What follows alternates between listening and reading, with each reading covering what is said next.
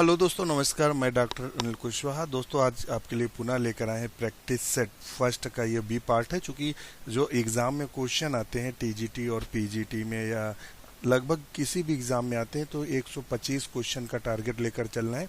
Practice set first second third इस तरह आएंगे और उनके जितने क्वेश्चन एक दिन में सॉल्व कर पाते हैं पर डे के हिसाब से उनको ABC सेक्शन में डाल के रखेंगे। तो अभी ये आज का प्रैक्टिस सेट फर्स्ट का सेक्शन बी है, यानी 20 नंबर से क्वेश्चन शुरू करेंगे। और उसके अलावा अपने सभी दोस्तों से एक रिक्वेस्ट कर दें कि जिन मित्रों को हमारे टेलीग्राम चैनल से जुड़ना है उसका लिंक डिस्क्रिप्शन में दिया है।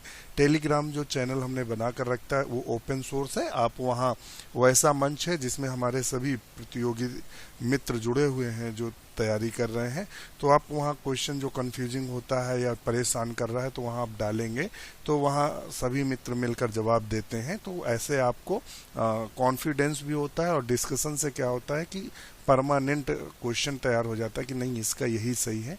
और दूसरा, वहाँ good morning, good evening, good night के मैसेज नहीं करने हैं और वहाँ आप अपने नोट्स डाल सकते हैं। वहाँ जो नोट्स मिल रहे हैं उनको ले सकते हैं। इसके अलावा PDF बुक्स भी कुछ अवेलेबल हैं, वो भी देख सकते हैं। तो इस तरह आप उससे जुड़ सकते हैं। तो शुरू करते हैं आज का वीडियो। उससे पहले रिक्वेस्ट, चैनल को लाइक सब्सक्राइब करें, दोस्तों के साथ शेयर करें। तो जैसा कि आप क्वेश्चन देख रहे हैं, one complete turn off DNA has, DNA का एक पूर्ण श्रृंखला में होता है 2 बेस पेयर होते हैं, 7 बेस पेयर होते हैं, 5 बेस पेयर्स होते हैं या 10 बेस पेयर होते हैं। तो आप इसका ऑप्शन करिएगा। तो ऑप्शन इसका डी सही है। क्या सही है? डी। 10 बेस पेयर होते हैं एक घुमाव में। जैसे ये DNA है, मान लेते हैं काल्पनिक अक्ष के चारों ओर एक लपटा हुआ है या लपेटा गया है तो ये इसमें कितने पाएंगे? 10 पेयर्स।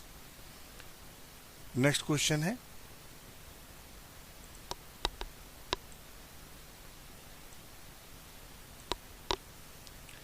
नेक्स्ट क्वेश्चन क्या कह रहा है? The poison fangs of the venomous snake are modification of, जो विषदंत होता है वो किसका रूपांतरण होता है? कैनाइन टीथ का होता है या मेडिबुलर टीथ का होता है या मैक्सिलरी टीथ का होता है या नाफेवब होता है? तो वो किसका होता है यहाँ आप बताएंगे इन चारों में से। तो इन चारों में से जो सही आंसर होगा वो क्या होगा? तो वो ऑप्शन होगा, क्या होगा? सी नंबर, मैक्सिलरी टीथ क्या होगा? क्या होगा? Maxillary teeth. नेक्स्ट क्वेश्चन देख लेते हैं।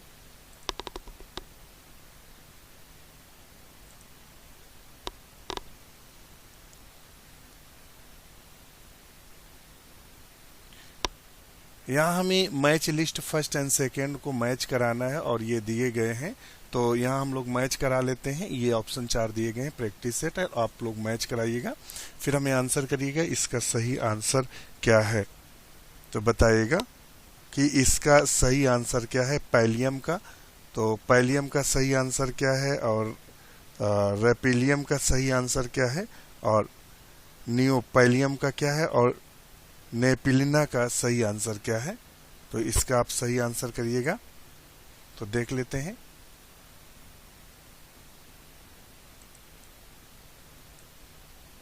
तो इसका सही आंसर क्या है बताएं। तो इसका सही आंसर दिया गया है ए। क्या है? ए। यानी ये आपस में मिला हुआ है, ये इससे मिला हुआ है, ये इससे मिला हुआ है, ये इससे मिला हुआ है। नेक्स्ट क्वेश्चन देख लेते हैं। नेक्स्ट क्वेश्चन हमारा क्या है? ये क्वेश्चन कई बार पूछा गया है। During the seismonastic movement in the mimosa pudica, जिसे आप लोग छुईमुई कहते हैं, टर्गर चेंज अकर इन, तो कहाँ चेंज होता है? तो बताइएगा लीफलेट्स में, स्टूपुल्स में या पुलविनस लीफ बेस में या पेटियोल एंड स्टेप में। 4 ऑप्शन आपके सामने है। तो इसके ऑप्शन कौन से सही होंगे? ये इनमें कौन सा सही है? तो ऑप्शन इसका सही है ये वाला, C number. Pulvinus leaf base में होता है, ध्यान रखिएगा। नेक्स्ट क्वेश्चन देख लेते हैं।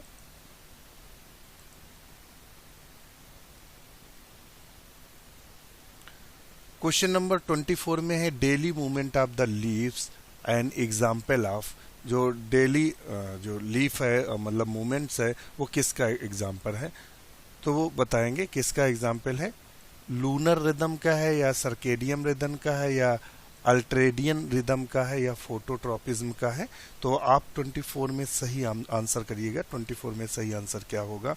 तो ये सर्केडियम रिदम है।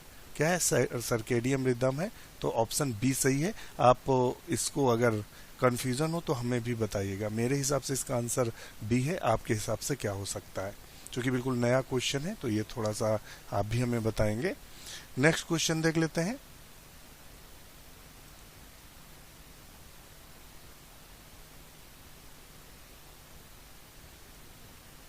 नेक्स्ट क्वेश्चन है when chlorophyll is burnt which element is obtain. Chlorophyll के जलाने पर कौन सा तत्व मिलता है? तो मैग्नीशियम मिलता है या मैग्नीज मिलता है या कैल्शियम मिलता है या और कोई? तो आप कमेंट्स करें क्या मिलता है अगर क्लोरोफिल को जला दें। तो हम आपको बता दें उसमें मिलेगा जलाने पर मैग्नीशियम प्राप्त होता है, क्योंकि मैग्नीशियम आयन क्लोरोफिल के मध्य में पाया जाता है। क्लोरोफिल मैग्नीशियम क्लोरोफिल का मुख्य तत्व है तथा ऊर्जा स्थानांतरण का कार्य करता है। तो ऑप्शन इसका सी सही होगा। नेक्स्ट क्वेश्चन देख लेते हैं। नेक्स्ट क्वेश्चन हमारा क्या दिया हुआ है?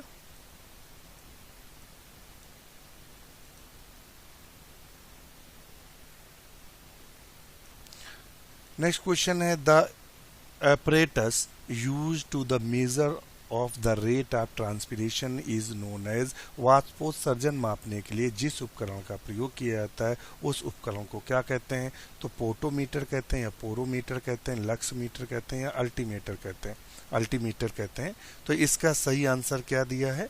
तो इसका सही आंसर क्या होगा बताएंगे। तो हम आपको बता दें इसका जो सही आंसर होगा वो होगा पोटोमीटर। क्या होगा? पोटोमीटर नोट कर लीजिएगा। और हम आपको बता दें कि फार्मर का पोटोमीटर है, गैनांग का पोटोमीटर है और ये कई सारे पोटोमीटर्स हैं। फार्मर का पोटोमीटर, गैनांग का पोटोमीटर और डार्विन का साधारण पोटोमीटर। तो ये पोटोमीटर के प्रकार हैं। अभी आपसे कभी पूछ दे कि पोटोमीटर के कितने प्रकार हैं तो मुख्यतः 3 होते हैं। फार्मर ने बनाया था, गैनांग और डार्विन ने। नेक्स्ट क्वेश्चन देख लेते हैं।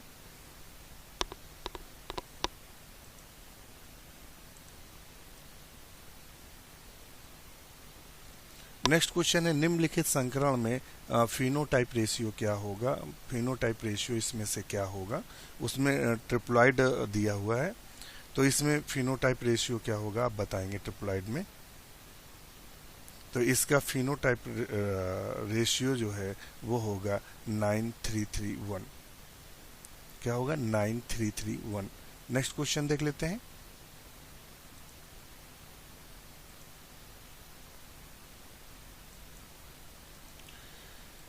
Cell organelles containing hydrolyting enzyme is. जल अपघटनधारी एंजाइम रखने वाला कोशिकांग है तो वो कौन सा है? इन चारों में से ये और ये। तो इनमें से सही से आंसर है लाइसोसोम। लाइसोसोम को दूसरा किस नाम से जानते हैं? तो हम आपको बता दें लाइसोसोम को आत्महत्या की थैली के नाम से जानते हैं। नेक्स्ट क्वेश्चन देख लेते हैं।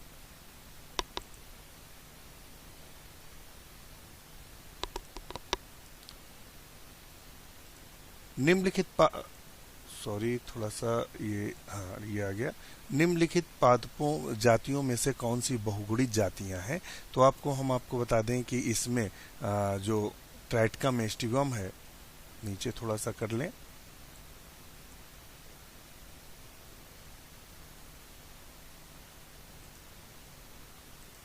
कौन सी जाति है? तो ट्राइटिकम एस्टिवम एंड गोसोपियम हिरसुटम जो है ये जातियां हैं। ये वाली, ये और ये ध्यान रखिएगा। ये जो जातियां हैं ट्राइटिकम एस्टिवम और गोसोपियम हिरसुटम पादप दोनों बहुगुणित होते हैं। नेक्स्ट क्वेश्चन देख लेते हैं।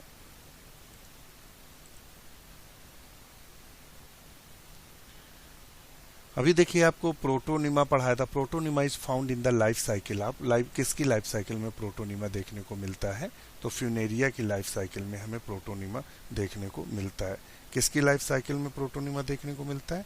तो फ्यूनेरिया की लाइफ साइकिल में हमें प्रोटोनिमा देखने को मिलता है। और होता क्या है फ्यूनेरिया के जीवन चक्र में? प्रोटोनिमा होता है जो स्पोर का जर्मिनेशन के पश्चात जो मिट्टी पर ये रेंगने वाली ब्रांच्ड शाखाएं होती हैं, शैवालों के तंतु के समान संरचना बनाते हैं, परंतु ये सेप्टेट होते हैं तथा इनमें क्लोरोप्लास्ट भी मिलता है। इनकी कुछ शाखाएं राइजोइड्स की भांति जमीन के अंदर चली जाती हैं, कुछ शाखाएं सीधी लीफी बड्स का निर्माण करती हैं जो बाद में विकसित होकर गैमेटोफोर बनाती हैं। इसके पश्चात प्रोटोनिमा नष्ट हो जाता है। नेक्स्ट क्वेश्चन देख लेते हैं।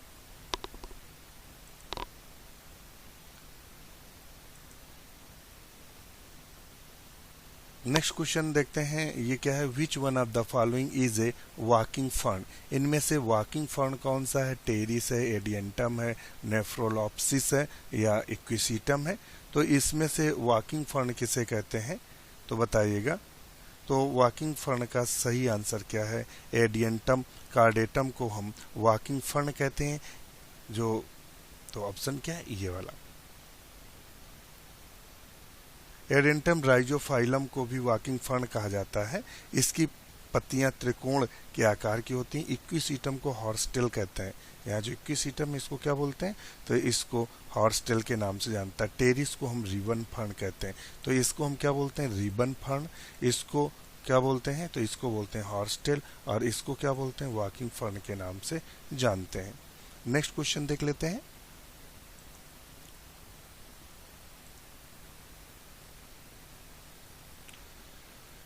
तो यहाँ जो क्वेश्चन दिया हुआ है ऑन सॉरी, ये एक्चुअली में नया सॉफ्टवेयर डाउनलोड मैंने किया हुआ है जो कि बिना मार्क के पढ़ाते नहीं बनता था, इसलिए इसको किया हुआ। तो ये थोड़ा सा, one of the top of the ovary a nectar disc stylopodium is present in the family. तो स्टाइलोपोडियम कैरेक्टरिस्टिक फीचर किसका है? तो वो एपीएससी का है, जिसे अम्बली फेरी के नाम से जानते हैं।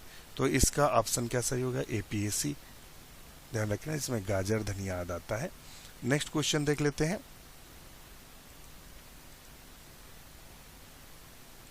नेक्स्ट क्वेश्चन हमारा है, एस्टाफोटिडा हींग इज ऑब्टेन्ड फ्रॉम। कई बार क्वेश्चन पूछा गया है, तो किससे प्राप्त किया जाता है? तो ये प्राप्त किया जाता है resinous exudates from the root. जड़ से रेजिन को प्राप्त किया जाता है। एसाफोइटिडा बोलते हैं इसको। ध्यान रखना, इसका वैज्ञानिक नाम है एस्टाफोटिडा। तो ये ध्यान रखिएगा, ये फेरुला की प्रजातियों की जड़ों से हींग, रेजिन या गोंद प्राप्त किया जाता है। नेक्स्ट क्वेश्चन देख लेते हैं। नेक्स्ट क्वेश्चन हमारा क्या है? गोसिपियम बिलोंग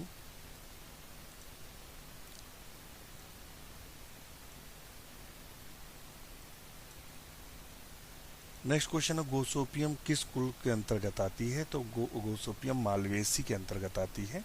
ध्यान रखिएगा, इसी के अंतर्गत आपके जो गोसोपियम आती है, इसी के अंतर्गत आपके ढेर सारे पौधे आते हैं। जैसे मालवेसी में हिबिस्कस रोजा साइनेंसिस आता है, साइडा कॉर्डिफोलिया आता है, तो ये मालवेसी में आते हैं सब। नेक्स्ट क्वेश्चन देख लेते हैं।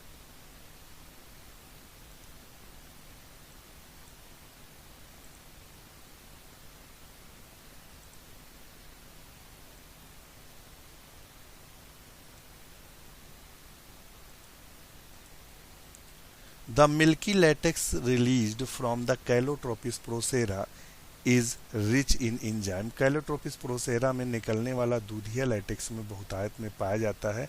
तो कौन सा एंजाइम पाया जाता है? तो प्रोटीएज एंजाइम पाया जाता है। कौन सा पाया जाता है? प्रोटीएज। नेक्स्ट क्वेश्चन देख लेते हैं। तो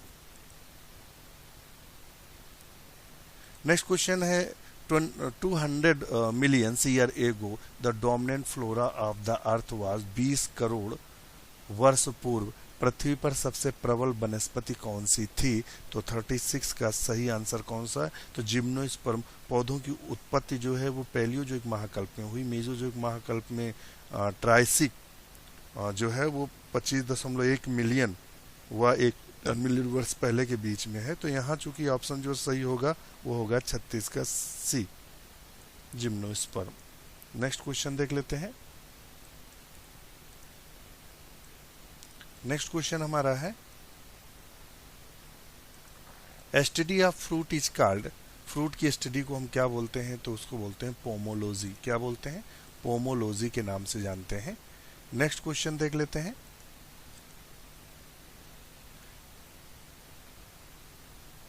नेक्स्ट क्वेश्चन है बेसल प्लेसेंटेशन है, इनमें से क्या है? समस्त प्रकार के बीजांडाशों का आधार है। Is the point of emergence of a flower, निर्गम पुष्पों के निर्गमन क्या बिंदु है? नेक्स्ट क्वेश्चन देख ले, नेक्स्ट वो देखते हैं पॉइंट्स। जिसमें एक बीजांड लाक्षणिक रूप से कोष्ठी अंडाशय के आधार में स्थित होता है। तो इसका सही आंसर क्या होगा? तो इसका सही आंसर होगा, क्या होगा? तो वो होगा सी नंबर, ये वाला सी नंबर होगा, ये वाला इसका सही आंसर है।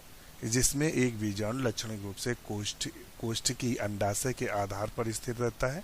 नेक्स्ट क्वेश्चन देख लेते हैं।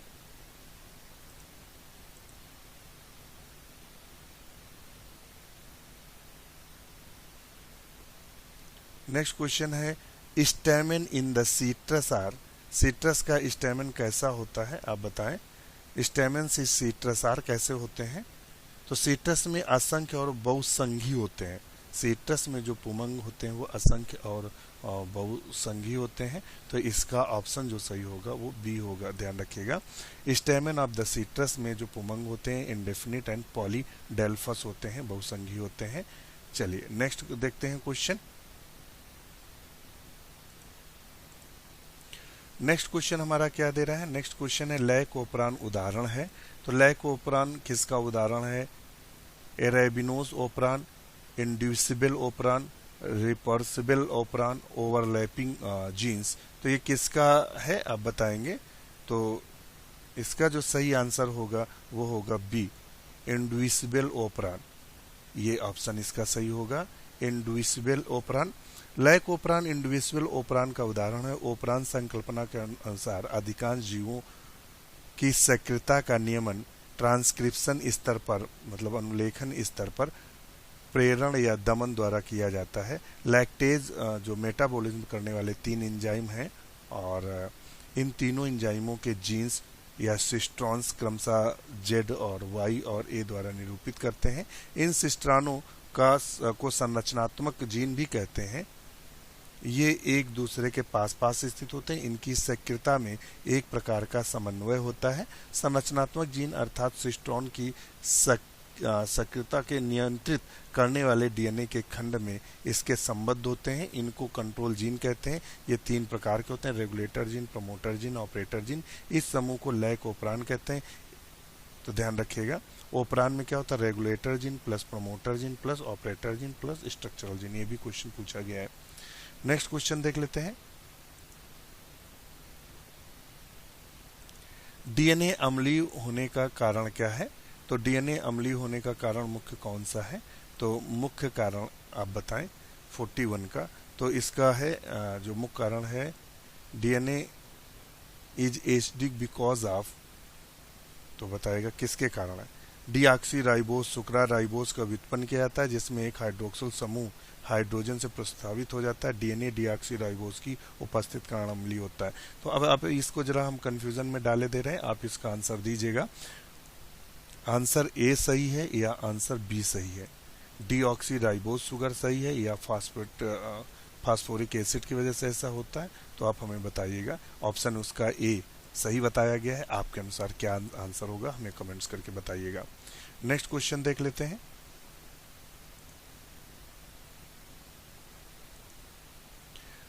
RFLP pattern is used in, RFLP विन्यास प्रयुक्त होता है। तो बताइएगा ये किस में प्रयुक्त होता है?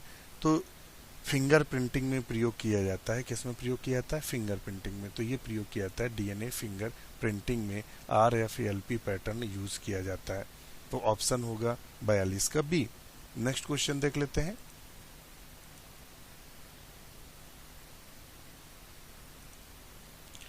नेक्स्ट क्वेश्चन है आनुवंशिकी प्रौद्योगिकी में प्रयोग किए जाने वाला टीआई प्लाज्मिड होता है। तो वो किसका होता है? तो एग्रोबैक्टीरियम टीमीफेसियंस का होता है। तो ऑप्शन इसका डी सही होगा। नेक्स्ट क्वेश्चन देख लेते हैं।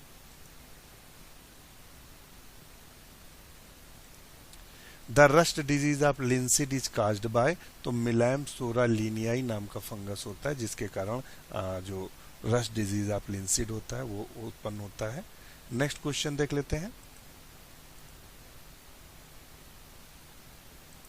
हाइपरप्लेसिया इज, तो हाइपरप्लेसिया क्या होता है? पौधों के अंग को मतलब sting the plant organ, excessive growth of plant organ, allowing the tissues, distortion of plant part. तो इसका ऑप्शन 45 का क्या होगा? तो 45 का सही आंसर होगा पौधों के अंग का रुद्ध विकास, हाइपोप्लेसिया। तो इसका ऑप्शन ए सही होगा, हाइपोप्लेसिया, विकास रुक जाता है। हाइपो और हाइपर में अंतर क्या होता है? जब सेल्स अनियमित रूप से विभाजित होने लगती हैं तो हाइपरप्लेसिया बोलते हैं। चूंकि यहाँ हाइपोप्लेसिया दिया हुआ तो ऑप्शन इसका ए सही होगा। नेक्स्ट क्वेश्चन देख लेते हैं।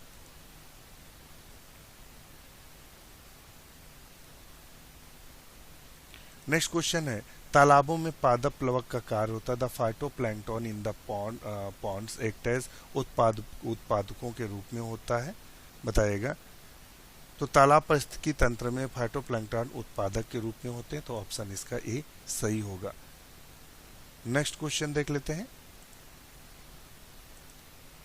थोड़ा क्वेश्चन स्पीड में ले लेंगे। नेक्स्ट क्वेश्चन है, root cap is absent in, तो रूट कैप किस में एब्सेंट रहती है? तो हाइड्रोफाइट्स प्लांट में रूट कैप जो होती है वो एब्सेंट होती है। नेक्स्ट क्वेश्चन देख लेते हैं।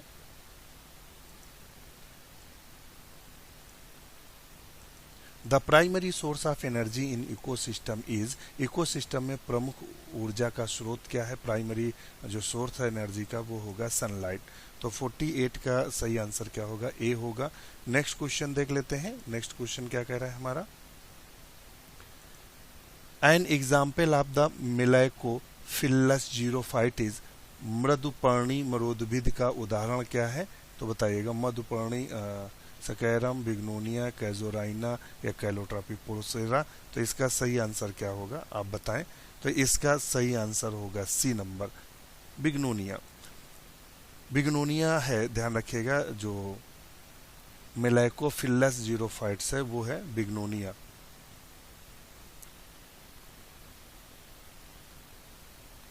नेक्स्ट क्वेश्चन देख लेते हैं। अब कंफ्यूजन हो तो कमेंट जरूर करिएगा। नेक्स्ट क्वेश्चन देखते हैं। Tropical dry deciduous forest can be found in, शुष्क उष्ण कटिबंधीय वन पाए जा सकते हैं। कहाँ पाए जा सकते हैं बताइएगा। तो ये पाए जाने की जो प्रबल संभावना होती है, तो 50 का जो सही आंसर है वो है D, Madhya Pradesh.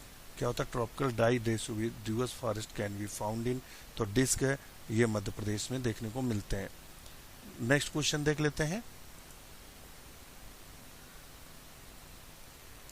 Next question है, enzyme is concerned with ammonia assimilation is, enzyme जो अमोनिया के स्वांगीकरण से संबंधित है वो कौन सा है?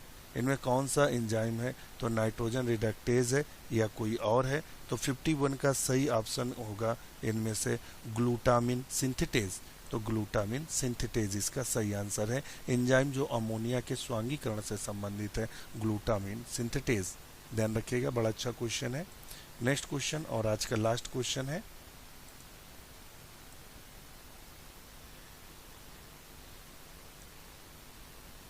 हमारे शरीर में वसा का निर्माण होता है। Fats in the our body are found in, शरीर में ग्लाइकोजन की मात्रा कम होती है। Fats in our body are formed when, हमारे शरीर में वसा का निर्माण होता है जब blood sugar level become constant, glycogen storage in liver and muscles is completed. तो इसका ऑप्शन जो सही होगा 52 का वो क्या होगा? तो 52 का जो सही ऑप्शन होगा वो सी होगा। Glycogen storage liver and muscles में जब कंप्लीट हो जाता है तो फैट के रूप में भंडारण होने लगता है। तो आज के लिए इतना ही। वीडियो कैसा लगा कमेंट्स जरूर करिएगा और लाइक सब्सक्राइब करिएगा, शेयर जरूर कर दीजिएगा। आज के लिए इतना ही। इसी के साथ नमस्कार।